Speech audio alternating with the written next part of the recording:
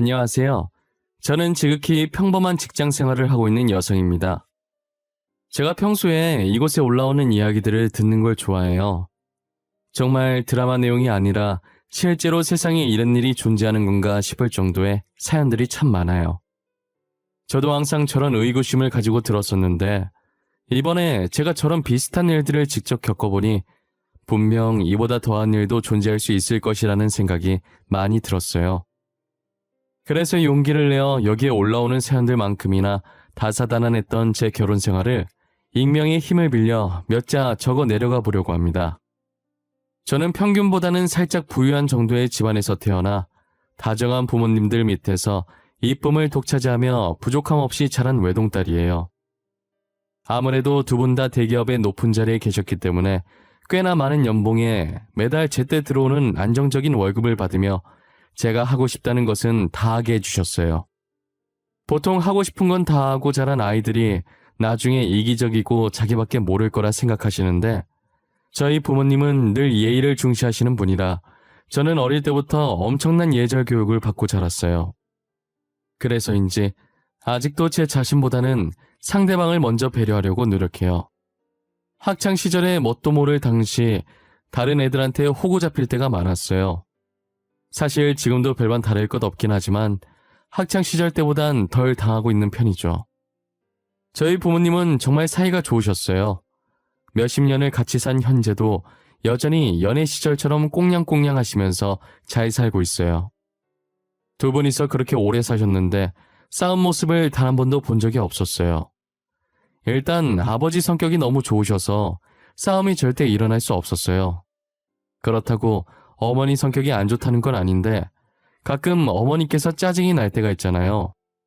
양말을 뒤집어 넣는다든지 입었던 티를 의자에 걸어 놓는다든지 정말 사소한 걸로 짜증을 내시는데 보통 어머니가 짜증을 내시면 계속 듣다가 나중에는 결국 같이 짜증으로 맞받아치는 게 대부분이잖아요. 저희 아버지께서는 사람 좋은 웃음을 하시면서 어머니의 짜증을 다 받아주고 계세요. 10분을 짜증내든 20분을 짜증내든 허허거리시며 인상 한번 안 찡그리시죠. 저는 늘 그런 아버지의 모습을 보고 다음에 결혼하게 되면 아버지 같은 분과 결혼해서 지금 저희 부모님처럼 알콩달콩 살고 싶다는 생각을 했었어요. 그리고 제가 마음만 먹으면 그렇게 살 수 있을 줄만 알았어요. 저는 남편과 대학교 캠퍼스 커플로 유명했고 취업한 뒤로도 꽤나 오래 사귄 뒤에 결혼까지 성공했어요. 저희가 얼마나 오랫동안 연애를 했으면 결혼했을 때 동기들은 너도 나도 드디어 결혼하냐면서 징하다고 너희들이 결혼을 하냐 마냐 내기도 했었다고 하더라고요. 그렇게 축복과 질타를 받으며 행복한 결혼식을 마쳤고 저는 부모님 같은 결혼 생활을 기대했어요. 저희 남편은 하고 있는 일에 최선을 다했고 학교 다닐 때나 직장을 다닐 때나 늘 성실했고 제일 중요한 조건인 사람 됨됨이가 정말 좋았어요. 저는 남편 집안이 조금 가난했지만 사람 됨됨이 그거 하나만 보고 결혼까지 결심하게 됐죠. 제가 남편을 오래 만난 것에 비해 시댁 식구를 결혼 전에 두세 번밖에 보지 못했어요. 결혼을 할지 안 할지 모르는데 미리부터 시댁을 만날 필요는 없다고 생각했거든요. 그래서 남편에게 프로포즈를 받은 후에 시댁 식구를 만났었어요. 하지만 시어머니와 시누는 남편과 성격이 딴판이었어요. 두세 번 봤다고 해서 사람 성격을 단번에 알 수 있는 게 아니잖아요.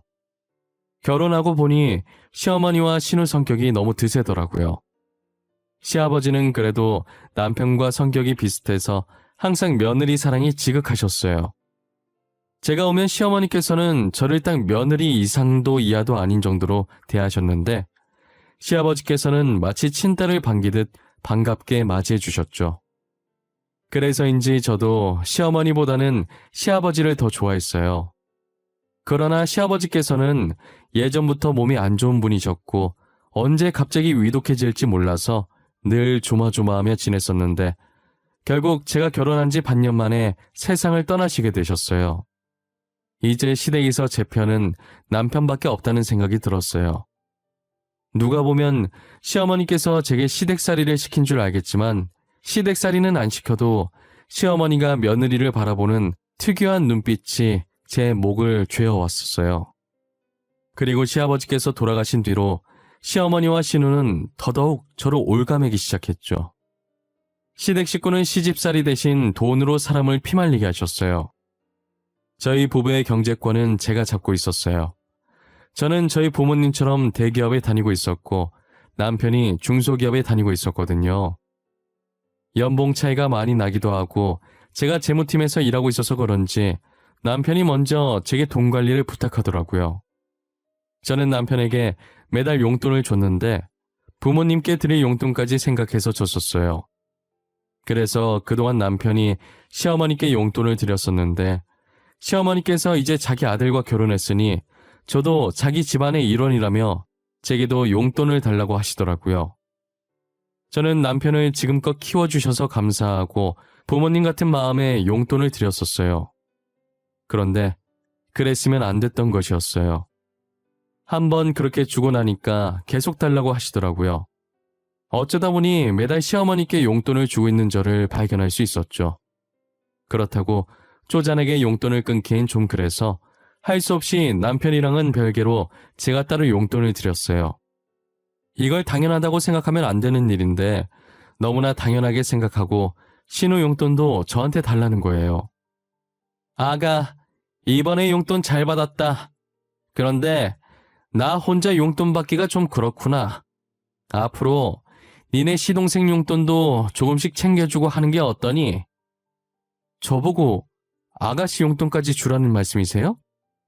아가씨 용돈은 어머님께서 주시면 되잖아요.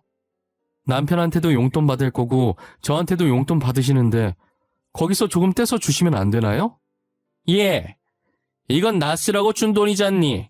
그런데 그 돈을 떼서 주라는 말이야? 동생이라고 생각하고 용돈 좀 주는 게 그렇게 어렵니? 어머님, 막말로 제 동생도 아닌데 제가 왜 줘야 하나요? 그런 건 오빠인 남편한테 부탁하세요. 그리고 이참에 저도 할 말이 있는데 제가 어머님 용돈을 왜 드리고 있는지 모르겠어요. 우리 아들 그만큼 키워서 너한테 보냈으면 당연히 고맙다고 용돈 줘야 하는 거 아니니? 얘는 말 같지도 않은 소리를 하고 있어. 그럼 그 돈도 저희 남편한테 받으셔야죠. 저희 부모님은 저를 그냥 키우신 줄 아세요? 남편은 저희 부모님한테 용돈 한 번 준 적 없어요. 그런데 제가 왜 어머님께 용돈을 드려야 하냐고요? 제 말에 화가 나셨는지 온갖 폭언을 쏟아내시더라고요. 저도 제 딴엔 화가 나서 그대로 전화를 끊어버리고 용돈도 같이 끊어버렸어요. 가는 말이 고와야 오는 말이 곱다고 가는 말이 저런데 어떻게 오는 말이 고울 수가 있을까요? 결국 그날 시어머니께서 남편한테 말한 것인지 남편이 대신 제게 사과를 하더라고요. 생각해보니 저도 잘한 것만은 아닌 것 같아서 남편에게 미안하다고 했어요. 그 일이 있고 나서 시어머니는 제게 돈 달라는 말을 잘하지 않으셨어요. 가끔 하시긴 하셨는데 그렇게 큰 돈이 아니라서 드리긴 했어요. 인간의 실수는 끝이 없고 같은 실수를 반복한다는 말이 있죠. 아무래도 그 말이 딱 저를 보고 하는 말인 것 같아요.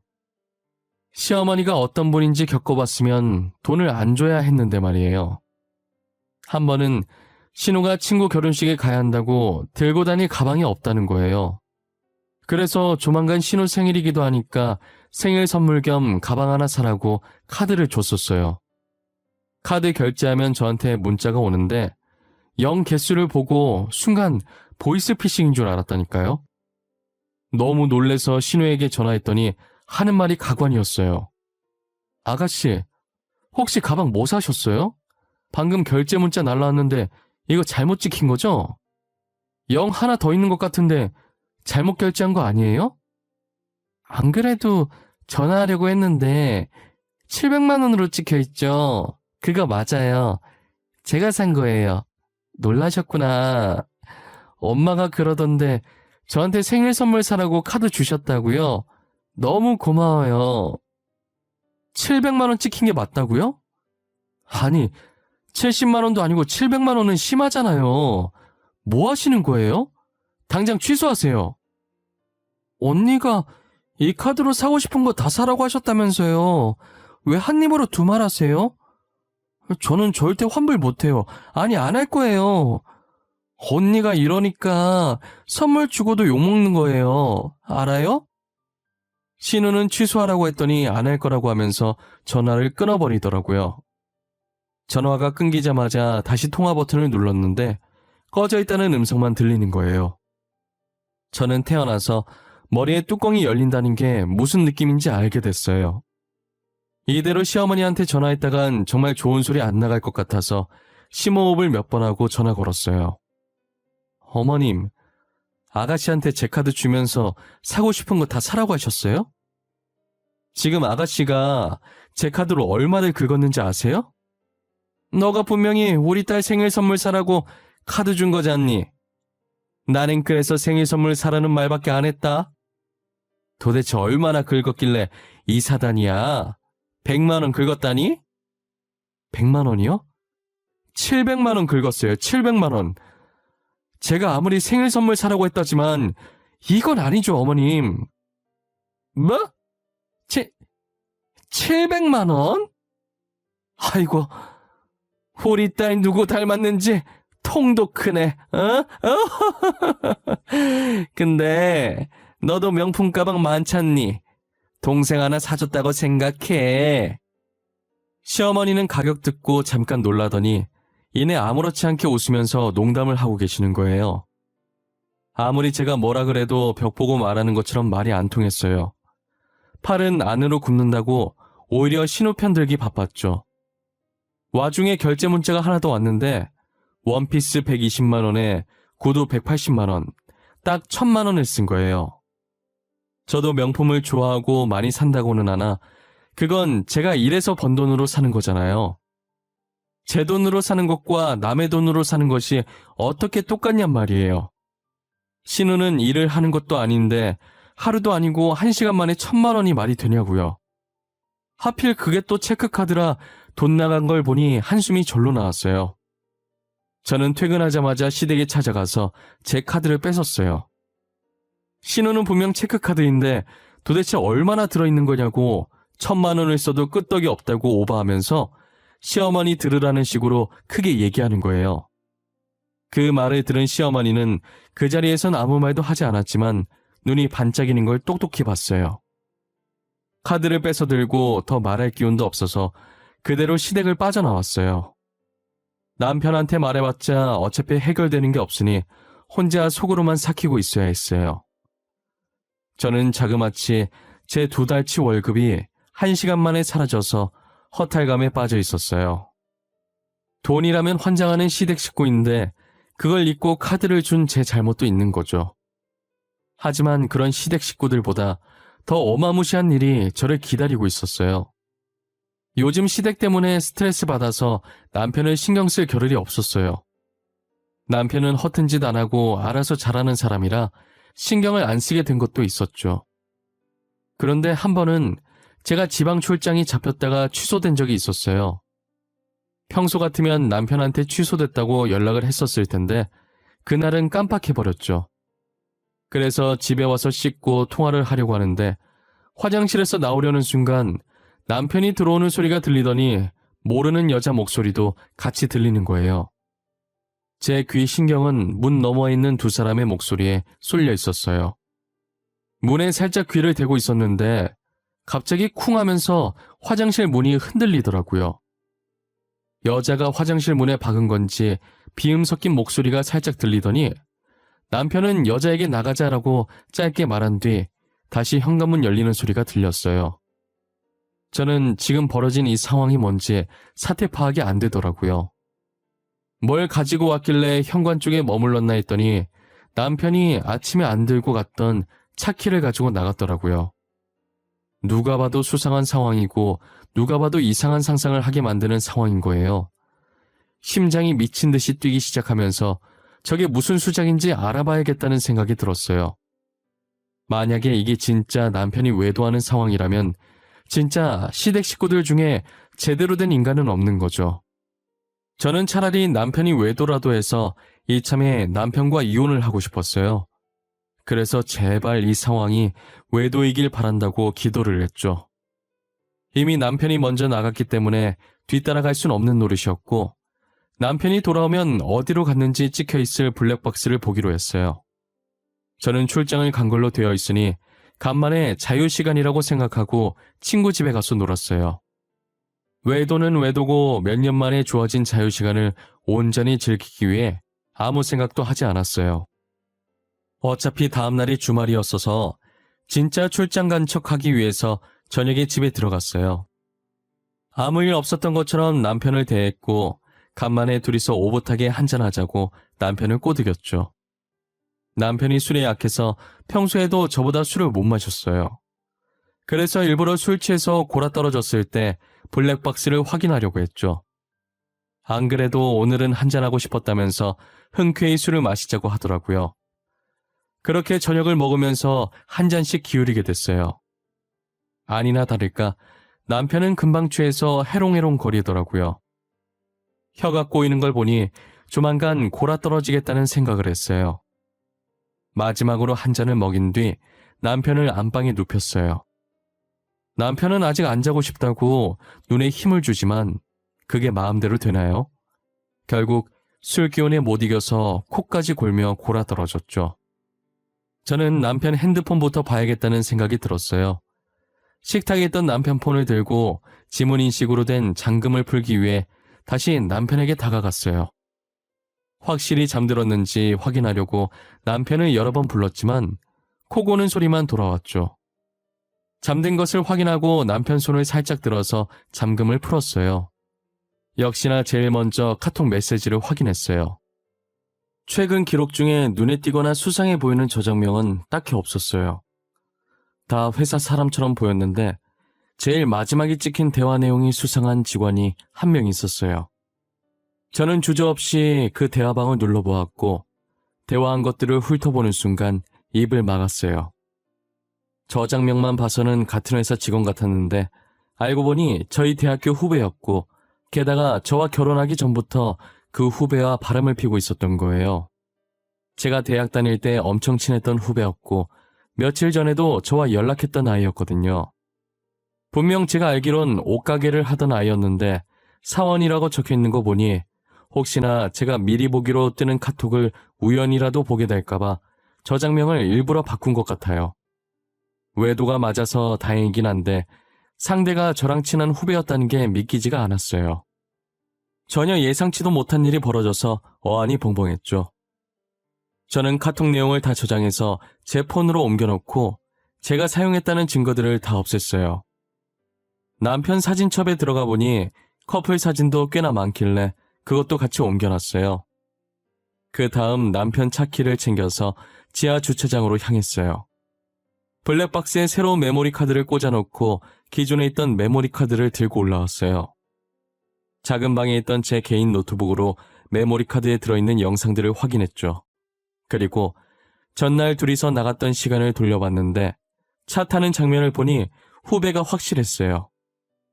제가 정말 아꼈던 후배라 그런지 배신감이 2배로 들어서 저절로 이마를 짚게 되더라고요. 저는 진절머리 나는 시댁에서 벗어나기만 하면 되는 거라 남편한테 이혼 소송하고 상간녀 소송은 생각도 안 하고 있었는데 배신감에 상간녀 소송도 같이 해야겠다는 생각이 들었어요. 그리고 이걸로는 모자랄 것 같아서 현장을 덮치기로 했죠. 블랙박스로 대화 내용 들어보니 자주 가던 곳인 듯 오늘도 호텔에 가자고 하더라고요.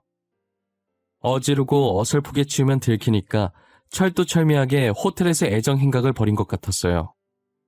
돈도 쥐뿔도 없으면서 꼴에 비싼 호텔에 들어가길래 기가 찼어요. 저는 그 호텔 이름을 메모장에 적고 포털 사이트에 검색해서 주소를 알아냈죠. 그리고 하루 연차를 써서 급하게 출장 잡혔다고 거짓말을 친 뒤 집을 비웠어요. 그런 다음 그들이 자주 왔었던 호텔에 먼저 도착해서 로비에 앉아 있었어요. 남편이 제 미끼를 문 것인지 멀리서 후배랑 팔짱을 끼면서 들어오는 게 보이더라고요. 비싼 호텔이라고 어찌나 멋진 척 있는 척 다 하던지 진짜 꼴값이었어요.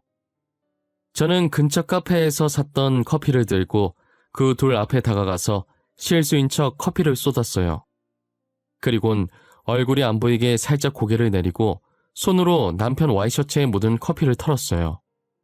어머, 어떡해. 죄송해요. 이걸 어쩌나? 비싼 옷 같은데. 제가 세탁비라도 드릴게요. 앞을 제대로 못 봤어요. 진짜 죄송해요. 지금 어딜 만져요? 남의 남자 함부로 만지지 마세요. 이게 얼마짜리 옷인지는 알고 이러세요? 진짜 이 아줌마 웃긴. 희진 언니? 안녕 수연아? 매번 통화만 했지 얼굴 보는 건 졸업하고 나서 처음인 것 같다. 그치? 옷 걱정하던데 이 옷 100만 원밖에 안 해. 괜찮아. 그리고 지금 남의 남자 만지고 있는 건 너 같은데? 아, 언니 그게요. 이거 오해예요. 제가 다리를 접질러서 제대로 못 걸어가지고 선배가 부축하고 계신 거였어요. 언니가 생각하는 그런 거 아니에요. 여보, 수연이 말이 맞아. 내가 부축하고 있었던 건데 당신이 오해하기 딱 좋네. 그치? 우리 진짜 당신이 생각하는 그렇고 그런 사이 아니다. 그래? 오해하기 딱 좋게 팔짱 끼고 다니고 오해하기 딱 좋게 호텔에 같이 들어온다? 그리고 방금 들어올 땐 수연이 되게 멀쩡하던데? 두 발로 엄청 잘 걷더라고. 오해 맞아? 제 말에 남편과 후배는 끼고 있던 팔짱을 서서히 풀고 아무 말도 못한 채 서서 우물쭈물 하더라고요. 저는 결국 화를 참지 못하고 살면서 처음으로 누군가에게 뺨을 때려봤어요. 먼저 남편 뺨을 내리쳤고 다음으로 후배 뺨을 내리치려는데 남편이 제 손목을 잡고 막더라고요. 그 모습을 보니 얼마나 가짠던지 정말 헛웃음밖에 안 나왔어요. 제 손목을 잡고 있던 남편의 손을 더럽다는 듯이 뿌리치고 세계의 사랑이라며 박수를 쳐줬죠. 손에 아직 커피가 많이 남아있길래 그대로 들어서 남편 머리 위로 부었어요. 그리고 그 종이컵을 한 손으로 구겨서 후배한테 던져버렸죠. 그래도 분이 안 풀려서 더 뿌릴 게 없나 찾아보는데 어쩜 준비성이 이렇게나 철저한지 가방에 먹다 남긴 포도주스가 있는 거예요. 며칠 동안 가방에 묵혀뒀던 건지는 모르겠지만 그 포도주스를 뿌릴 생각으로 뚜껑을 열려고 하자 후배가 무릎을 꿇더니 제 다리를 붙잡고 빌더라고요. 언니, 내가 미안해. 잘못했어. 당장 오빠랑 헤어질게. 그러니까 제발 그것만은 뿌리지 마. 이 옷 진짜 비싼 거란 말이야. 한정판이라 구할 수도 없어. 그리고 이거 어머님이 사주신... 아니, 그게 아니라... 어머님? 설마 내가 아는 그분 말하는 거니? 어머님도 둘 사이 알고 계신 거야? 그런데 얘는 그 옷보다도 못한 존재인가 봐. 얘 커피 맞을 땐 가만히 있더니 너네 진짜 웃긴다. 언니, 한 번만 봐줘. 나 진짜 다시는 오빠 안 만날게. 우리 만난 지도 얼마 안 됐어. 진짜야. 거짓말을 밥 먹듯이 하는구나. 둘이 외도하는 것도 알았는데 언제부터 만났는지도 모르겠어? 너넨 진짜 쓰레기만도 못해. 너네를 쓰레기랑 비교하려고 하니 쓰레기한테 너무 미안할 지경이야. 저는 주스 뚜껑을 열어서 천천히 후배 머리 위로 부었어요. 후배는 머리부터 차가운 주스가 느껴지자 울고불고 그만하라고 소리를 질렀죠. 결국 한 명은 커피, 한 명은 포도주스를 뒤집어 쓰고 난리도 아니었어요. 그 모습을 혼자 보기 아까웠는데 다행히 거기 호텔에 있던 모든 사람들과 같이 구경을 했어요. 야, 차키 내놔. 그거 우리 아빠가 해주신 거잖아. 넌 어차피 쥐꼬리 월급 받으면서 돈이 어디서 나서 이런 곳에 오고 이런 옷을 입고 다니냐? 꼭 이렇게까지 해야겠어? 당신 이런 사람 아니었잖아. 내가 당신한테 못했던 것도 아닌데 왜 그래? 마누라 두고 바람핀 주제에 뚫린 입이라고 하는 말이 고작 그거냐? 나한테 잘했으면 바람펴도 된다는 거야? 그리고 나를 이렇게 만든 게 지금 누군데? 모든 책임을 저한테 돌리려고 하는 남편에게 소리를 지르고 남편 손에 들려있던 차키를 들고 나왔어요. 저는 그대로 차를 끌고 집으로 와서 미친 듯이 짐을 싸기 시작했어요. 어차피 제가 모았던 돈으로 마련한 집이라 나올 때 현관문 비밀번호를 바꿔버렸어요. 정말 집안에 남편이 해온 거라곤 단 하나도 없었죠. 잘난 것 하나 없으면서 무슨 배짱으로 바람을 핀 건지 이해가 안 됐어요. 그리고 그 옷들과 호텔비는 도대체 어디서 났는지 모르겠더라고요. 사실 부모님 걱정할까봐 친정에는 안 가려고 했지만 어차피 알게 되실 거고 친정 말고는 갈 곳이 없었어요. 많이 망설였지만 선택지가 없으니 할 수 없이 친정으로 들어가게 됐어요. 저희 부모님은 제 꼴을 보고 당연히 놀라셨고 저는 자초지종 상황 설명을 했어요. 자세한 얘기는 안 했고 시댁에서 계속 돈 요구하고 남편이 바람났다는 정도만 이야기했죠. 친정어머니는 충격에 아무 말도 못하셨고 친정아버지는 당장이라도 남편을 박살낼 거라며 지금 바로 남편 있는 곳으로 가자고 난리셨어요. 아빠 진정해, 나 괜찮아. 어차피 돈 때문에 이혼하고 싶어서 남편 외도하게 해달라고 기도했었어. 기도빨 은근 먹히네. 종종 써먹어야겠다. 내가 어떤 신한테 빌었더라? 지금 농담이 나오냐?